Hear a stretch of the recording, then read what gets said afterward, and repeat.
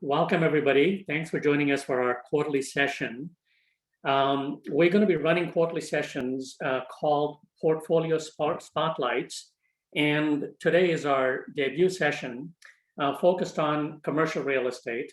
The idea of this series is that we'll be talking about topics of interest to investors. So today's topic specifically is, it's all about the data in commercial real estate. And the subtext of the topic is, there's a lot of valuable data that is presently trapped that is not available to various players in the commercial real estate ecosystem. And there are efforts being made to make it available and make it available in the appropriate form. So that's what we're going to discuss this morning. We're talking about the data that could be valuable in advancing commercial real estate for all the stakeholders: buyers, sellers, lenders, investors, appraisers, agents, landlords, tenants, and property managers, which includes in some way all of us. Obviously, we can't serve all of these constituents at the same time. So it makes sense for folks who are kind of making the effort to make this data available to progress in some sort of an orderly fashion. But ultimately, the scope of the problem and the potential is very large. For this topic, we're honored to have Tony Lesicka. Tony has a broad base of experience in commercial real estate with a career that spans appraisal, development, capital markets, and banking. He's been heavily involved in various industry organizations, has instructed college and industry courses in commercial real estate, has co-authored a textbook focused on real-world solutions to valuation problems. Tony is a member of the Appraisers Institute. The specific questions we're going to ask Tony are around how data and analytics can advance commercial real estate and benefit the various stakeholders. A simple analogy would be, we take the stock market data today for granted, and whether it's stockbrokers or large investors or retail investors, whatever the stakeholders are, take it for granted and benefit from it. So the analogy that we think of when we think about commercial real estate data is just like how stock market data has delivered efficiency in the stock market. Over time, as this data becomes available, much like Bloomberg data for the stock market, it can benefit real world needs in commercial real estate. So with that, let me pose my first question to Tony.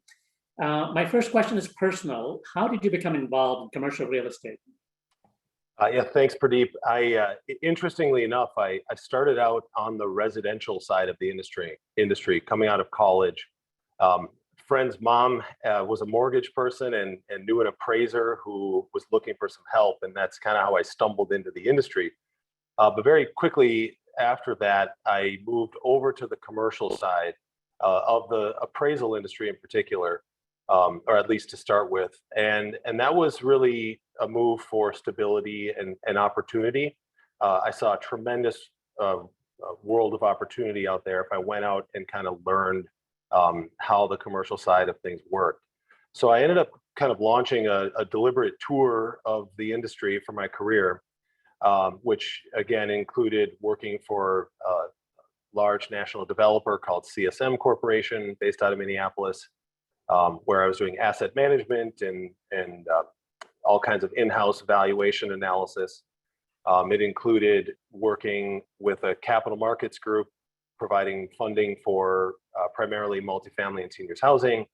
And then, of course, on the banking side, setting up and establishing the due diligence departments for two different banks based out of the Twin Cities, one of which included they were acquiring a bunch of failed banks through the FDIC during the credit crisis.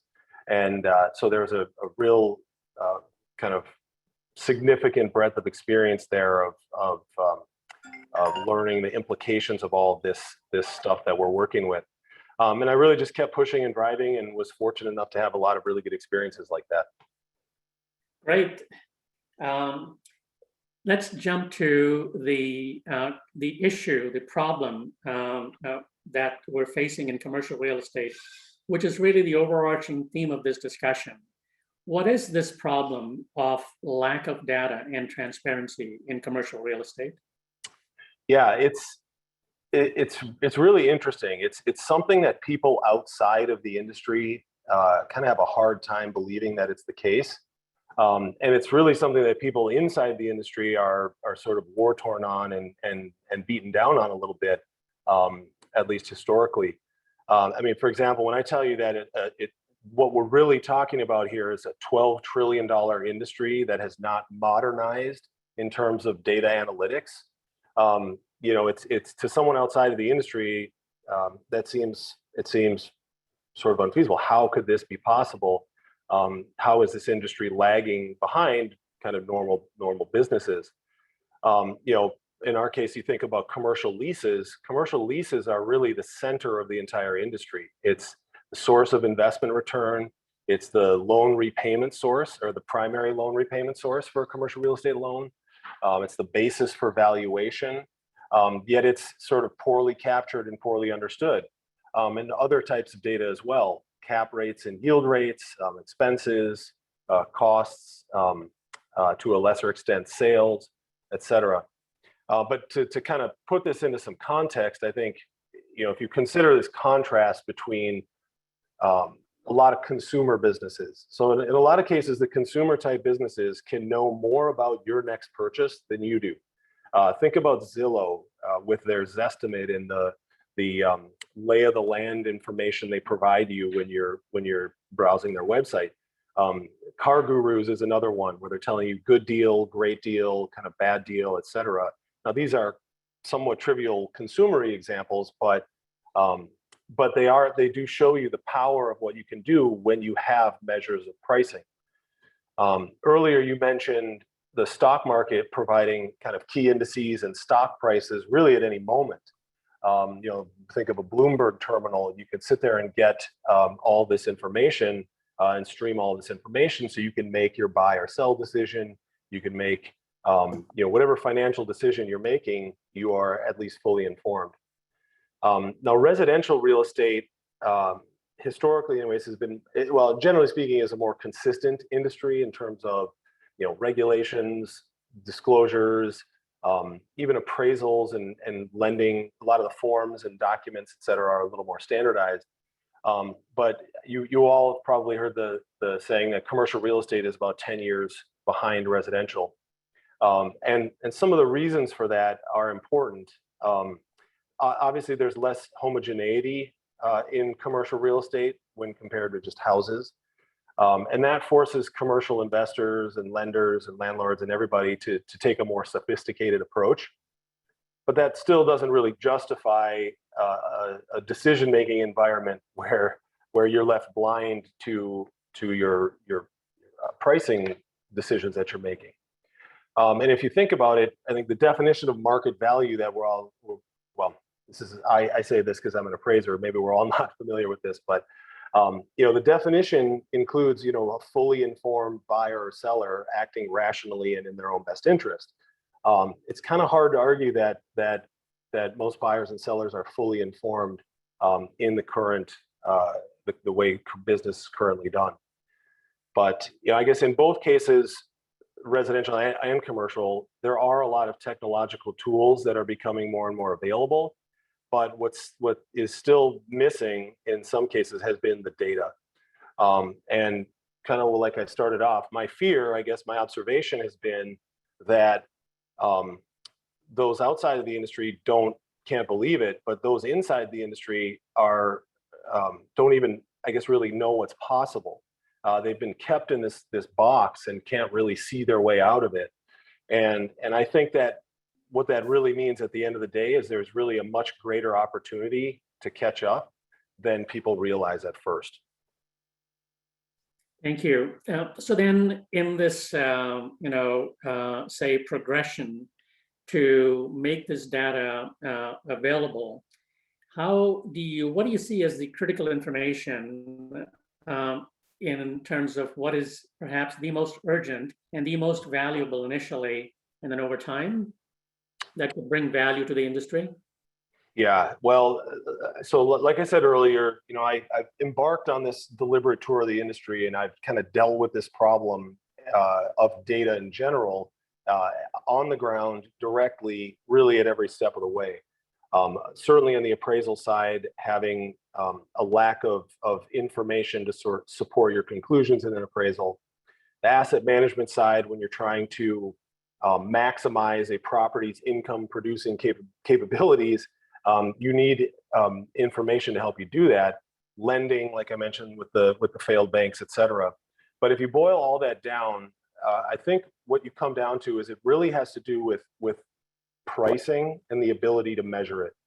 So with pricing measurements, you can start to understand the sort of relative value of any and all of the features that are associated with, say, a property or a space, what their trends are, and what sort of benchmarks you can place with them.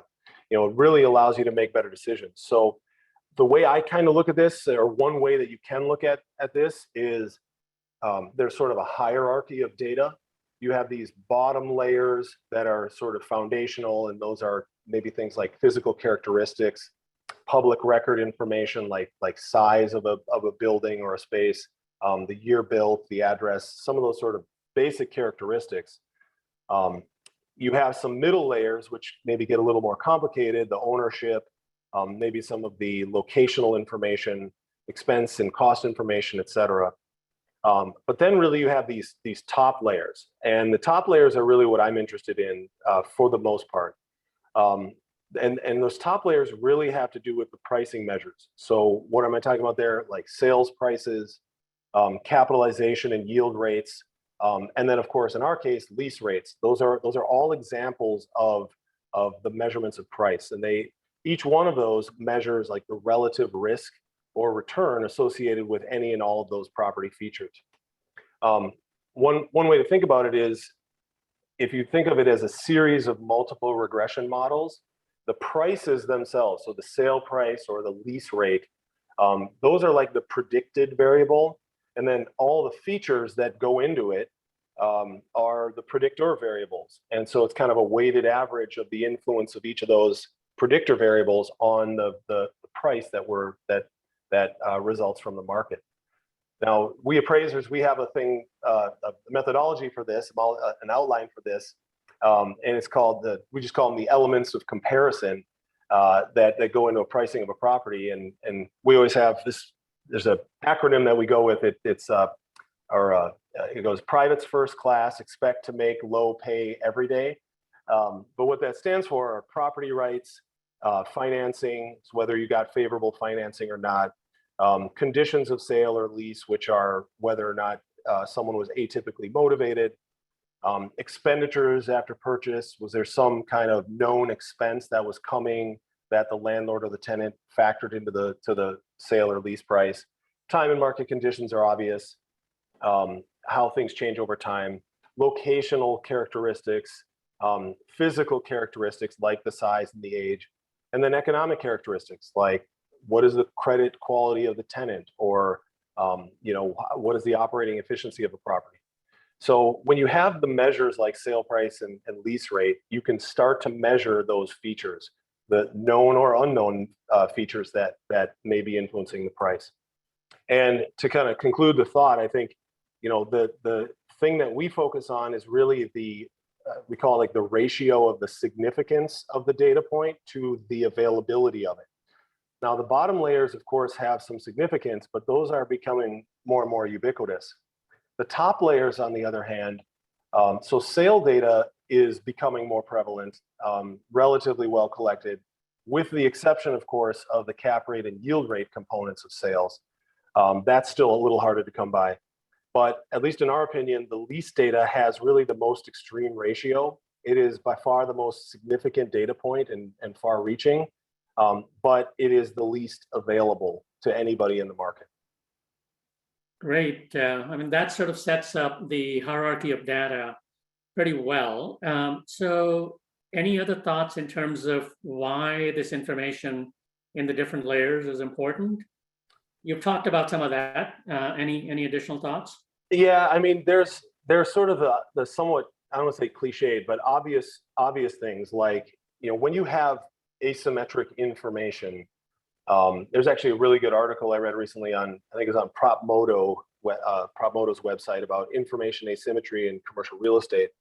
But inefficient markets. I mean, are you taking risks that you're not aware of? Are you missing opportunities that you're not aware of or oblivious to? That really results in the inefficient operation of markets. And that has nothing to say with the rest of with a lot of the other risks like moral hazards and kind of monopolies or kind of controls over certain portions of markets. But I think if we can package the higher layers of data, you can get people to optimize decision making in the market. So it just makes things easier for everybody and better for everybody. Again, risks and opportunities. Identifying and mitigating risks, and identifying and pursuing and capturing opportunities. I have a couple of examples that I can think of, like, if you imagine what it would be like to be able to model these higher levels of pricing metrics, and the influence that the features and the details have on it, if you could answer like, which property types in which locations have been performing the best or worst in terms of net effective rent, right? Which at the end of the day, as a landlord, that's what you're looking at. What is my net effective rent after I've given away some free rent and I've given away some tenant improvement allowances, et cetera? Which property types and which areas are doing the best in that? What direction have they been trending in? If you're looking at highest and best use questions, like what should I do with this property to maximize the revenue? One of the examples of, I think we were talking about the other day about the data center revitalization in Silicon Valley, these older warehouses being converted into these data centers and achieving, an unbelievable increase in the highest and best use of those properties. Beyond that, property life cycle questions. What happens with the first generation of space in a building versus second generation and beyond? What happens with new construction versus existing buildings or space? What is the impact of tenant credit and at least in terms of rental rates and on values? What about a lot of stuff that's coming up now are these sort of value add dimensional things like co-working spaces or other spaces where the landlords are ending up providing services to one extent or another to enhance the value of spaces. So, I think those are all things that the industry really struggles with right now that could be opened up by a better collection of this sort of higher level pricing data.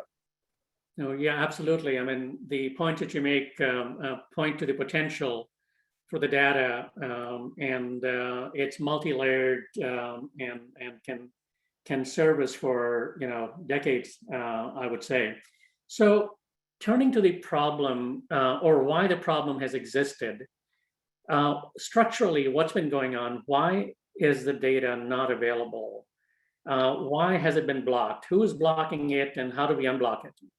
Yeah, well, so like at first glance, there's the somewhat obvious issue, which I alluded to earlier, which is, while the data model or the data schema for commercial real estate is relatively consistent, there are exceptions to that, but generally speaking, the data model itself is consistent.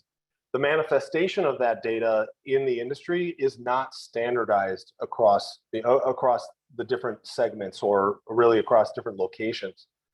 That's been changing a little bit recently. I was part of a group called MISMO with the Bankers Association that is trying to standardize the data model for the industry.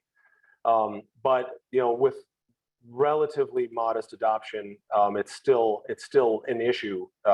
Not having standardization is still an issue in the industry. Now that comes from the difficulties that arise with the lack of homogeneity, for one. Obviously, if you have a wider variety of characteristics, it gets harder to kind of put that into a nice, concise structure. And that really poses a problem, even if you look at some of the technological solutions that we're deploying to try and solve this. It results in what's called like a long tail problem for AI or machine learning, which is very unstructured data in disparate places. So that's certainly a factor. But I think there's some more important reasons for why this is the case. And real estate in general is in a way unique in this regard, or at least different than a lot of the consumery type businesses. Although there are strong parallels to other industries, which I guess I'll mention in a second. But in real estate, there has been an ongoing battle for forever centered around privacy and confidentiality. For example, 10 states in the union are still what are called non-disclosure states for sale data, which means you don't have to record sale information, detailed sale information on the public record when you transact a piece of real estate there. So you don't have to record the sale price, for example. Now, worse, most legislative protections focus on the consumer side, not the commercial side, but it's still enough to kind of confuse the market. Certainly, some segments more than others. The appraiser and the banking segments are confused as to the privacy and confidentiality issue. But all that aside, what it really comes down to, this privacy issue, is people don't want their private information made public. It's certainly easy to understand that. And the parallels that you could draw and really precedent would be the obvious comparison to the healthcare or medical space. There's tremendous insights you can gain from patient data and drug trial data and other information about healthcare and the deployment of healthcare. But the privacy stakes are super high there. So you have to find a way to balance that. We also have a role model company in the hotel industry called Smith Travel Research that's actually done this very well. I suppose we can talk about that in a second, but you have to be able to address this privacy issue. Now, the direction of the solutions that have been offered to the market to date have been to force transparency and to violate privacy and ask for forgiveness later. Now, I'll take a gentlemanly approach and let everybody do their own research in that regard. But the forced transparency approach in general has originated in the most dense markets like New York or Los Angeles, where they have achieved success. However, the success falters when you try and export that to the rest of the country. And that's because the consequences of violating privacy are felt more without that sort of warm blanket of the density that those markets provide. So in a sense, like that density really provides a layer of obscurity similar to anonymity for whoever is going to reveal that private information. But at the end of the day, that person's private information is still being revealed. So, and I guess one concluding thought I would have is the prevailing winds, legislatively speaking, have been headed in the other direction, meaning towards protecting privacy and confidentiality. And that's certainly on the consumer side. But I think that's an important context. Trying to force transparency is really what's been part of that conflict that's been going on for a very long time in real estate in general. So if we were then to, strategize to kind of walk carefully a set of stepping stones towards greater and greater amounts of data being liberated, I mean, what do you think is a good insertion point, starting point, and then going on from there? Yeah. So what does the path look like? I guess, I think there's at least three major considerations. You've got the legal considerations, the regulatory considerations, but then you have the business considerations that you have to factor in. I think a lot of, again, the solutions put forth by the market so far have say completely ignored certain aspects of each of those, maybe some more than others. But I think you have to get people to stop viewing this as a zero-sum game. You can't have people thinking, I want insights from the market, but the only way for me to get that is if I allow my privacy to be violated. I just don't believe that to be the case. I think that's overly simplistic thinking. And I think that has really plagued the solutions that have come before us. I really do think there is another way that is sort of a mutually beneficial outcome, that making the pie bigger, I suppose, for everybody. But that requires you to fix the ongoing problems with transparency of data. You have to keep the individual end user in mind. And you have to use things like aggregation and anonymization of the analytics based on that data in order to answer the questions you have. And as it turns out, to really sort of understand something and to provide the simplest and most powerful solutions, you have to do the deepest dive and understand the problem better than anybody else has. And once you do that, then you can come up with the right solution that I think will really become a refreshing and welcome change from the sort of war-torn crowd in the industry. But that includes like low friction kind of market insertion. You got to find the lowest intrusion access points that have the highest impact for the customer.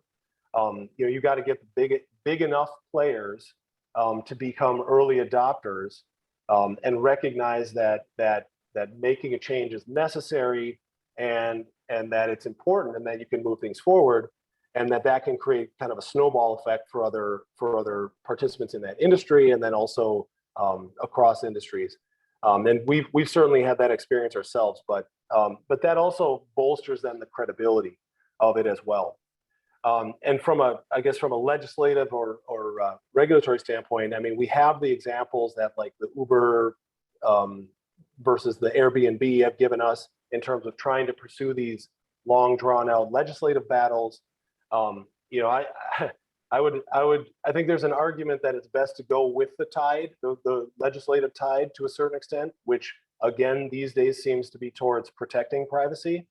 And that's maybe a preferable outcome rather than going against it and really trying to violate privacy. But that is an argument, and I think it'll be interesting to see how that plays out. But I really think that you can have the best of both worlds, or the best of all three worlds, I guess, and that's really what we're focused on. You're right. I mean, so it is a matter of finding the path in terms of low-hanging fruit, benefits, taking those steps, and then, of course, navigating the legislative, regulatory, dimension as well. Yep. I want to go back for a second. You touched upon the consistency of the data. So the geek in me is tempted to ask the question. So what is how bad is this data normalization problem? In other industries with semi-structured data, with inventions, even taking, say, text or speech, which is quite unstructured, and building conclusions, recommendations, conclusions, et cetera, on this type of data is a solved problem. So one would think that this would be true for real estate data, commercial real estate data as well, to different degrees. And of course, then that degree can be extended to comprehend as large a data set as possible, but not limited by technology.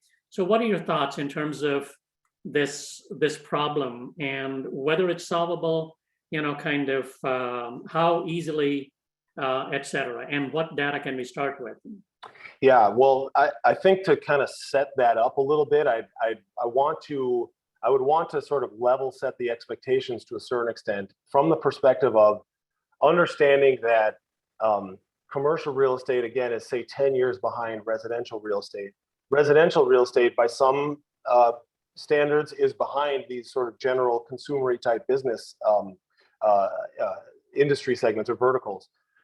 So keeping that in mind, I think is going to be relevant to this discussion. A couple other things I'd point out is that when you look at the residential side of the industry, the subject matter is more homogeneous. Houses are, generally speaking, more homogeneous than your average commercial properties are. But the residential side had something that the commercial market didn't, and that was the presence of Fannie Mae and Freddie Mac these large governmental sponsored enterprises that really had significant controlling interest in the market and really drove a lot of the standardization that occurred in the on the residential side. And I won't bore everybody with the details of the uniform appraisal data set and all of that, but there was a big driving force behind that. So there is no such thing on the commercial side. There's no equivalent to a Fannie Mae or a Freddie Mac. The closest thing I think is maybe what the Bankers Association is trying to do with that MISMO standard I mentioned earlier.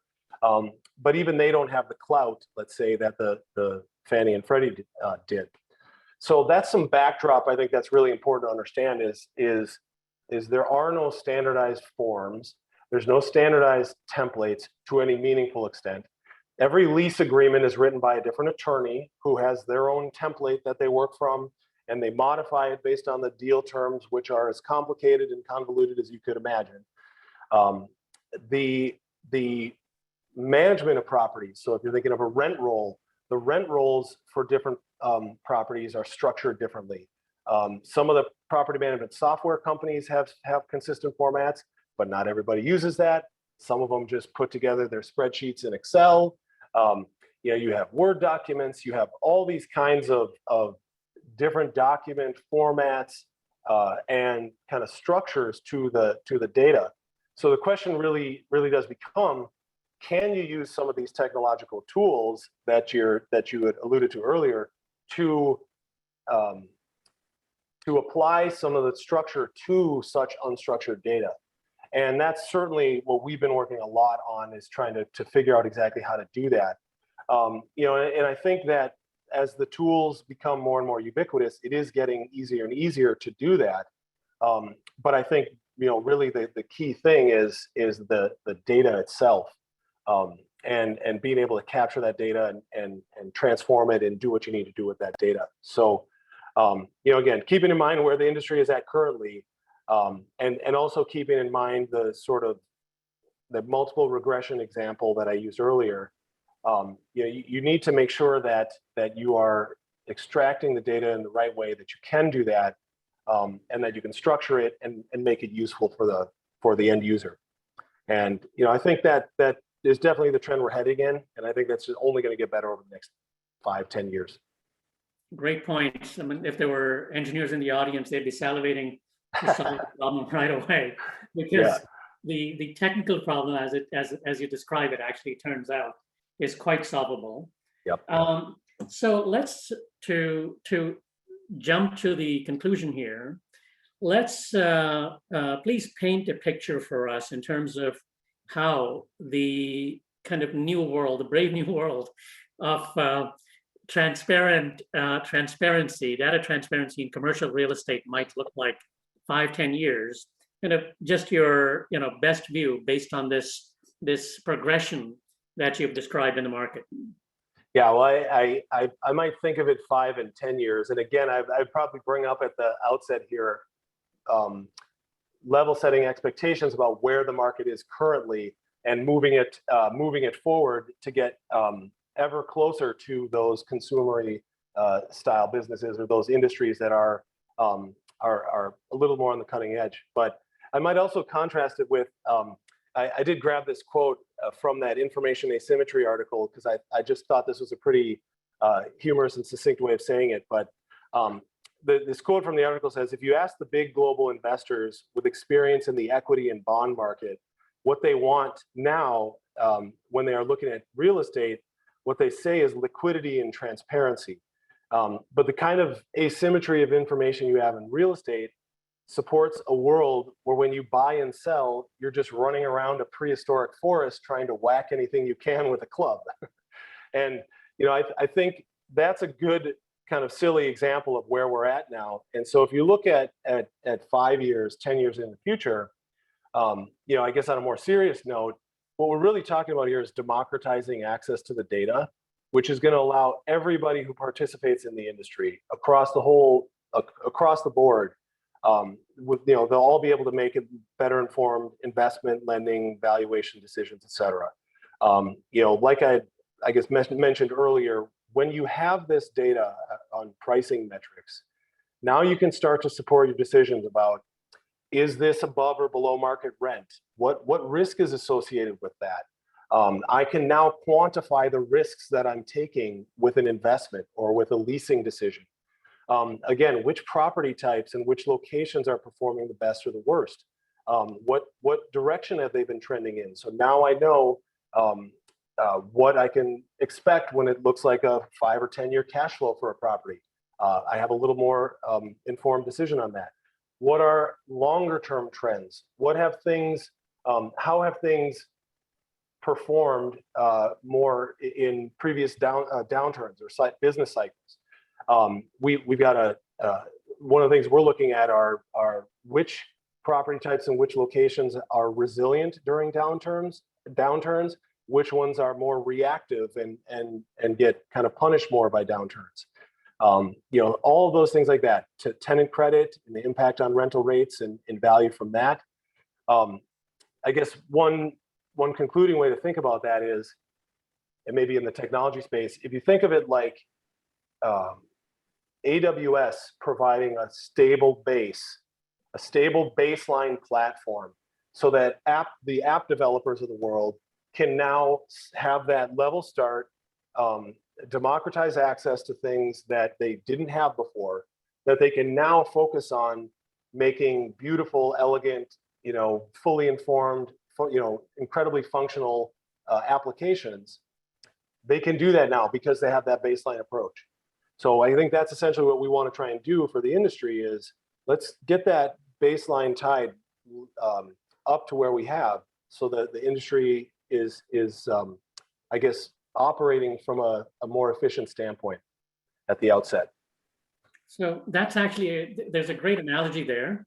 And let me sort of jump to the questions from the attendees. The first question actually is about this data normalization.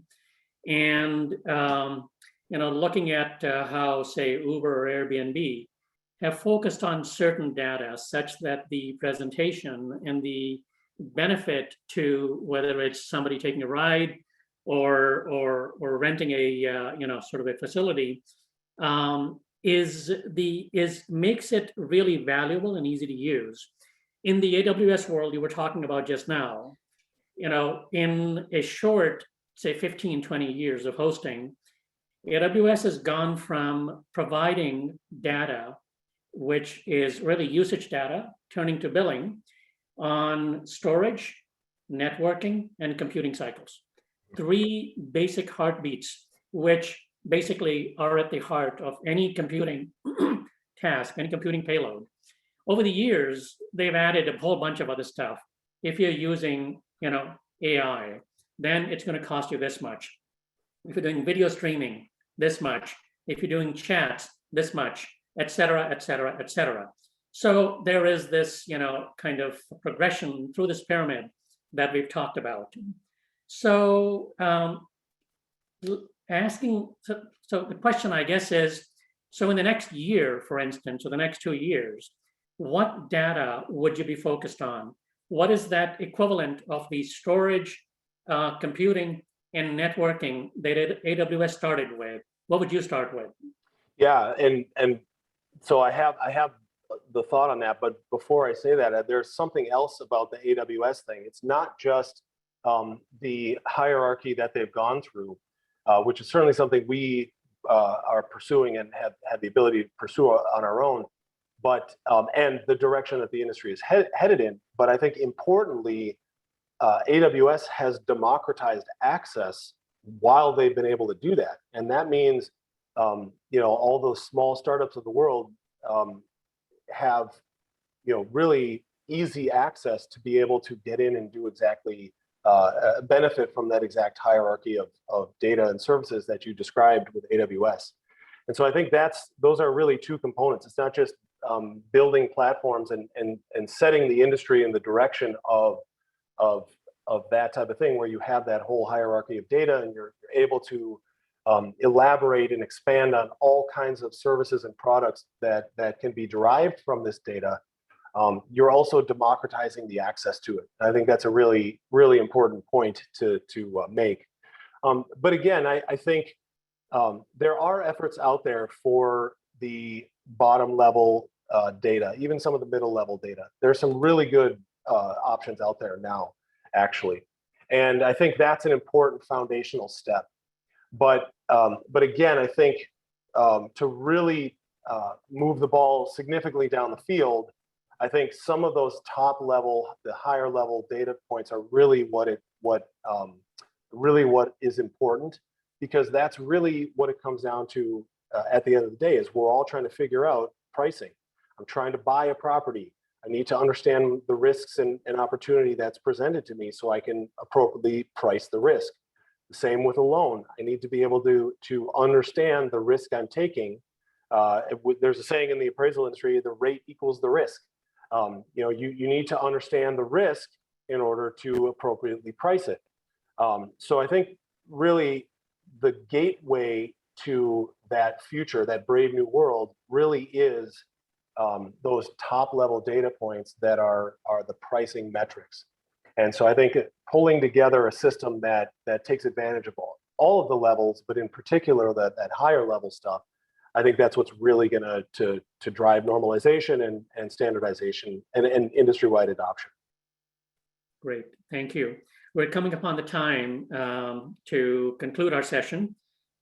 So before closing, I'd like to thank Tony, foremost you, and the attendees, all of you, and also the Great North Ventures team, specifically Joe, who has been managing the entire process of presenting this session.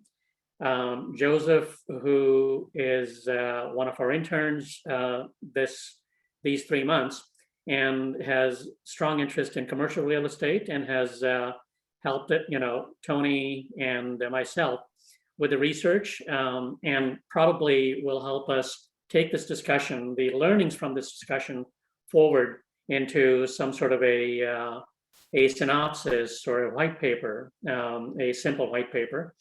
I'd also like to thank Rob and Ryan, my two partners, who were not able to join.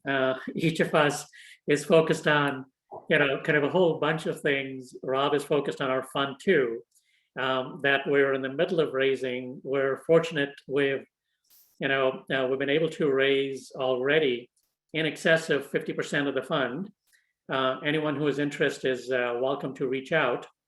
And Ryan, who has been focused on our venture studio, where in this new fund, we're beginning to shape ventures from the very outset.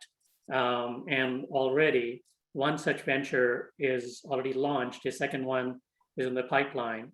Happy to discuss with any attendees kind of what we're doing there as well. Thanks again. Thanks to everybody. Till next time. Bye. Thanks very much.